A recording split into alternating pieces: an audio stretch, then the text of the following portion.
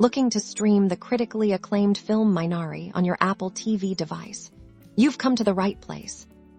First, you'll want to make sure you have the Apple TV app installed on your Apple TV device, or on any other compatible device like your iPhone, iPad, or Mac. Open the Apple TV app once it's loaded.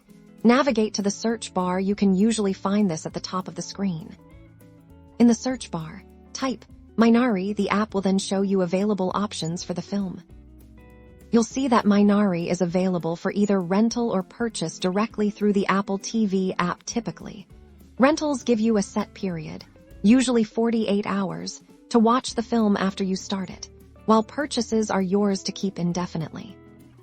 It's important to note that Minari is not currently a part of the Apple TV subscription.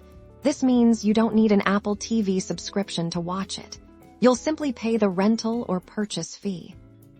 To proceed, select your preferred option, rent or buy, and then follow the on-screen prompts to complete the transaction using your Apple ID payment details.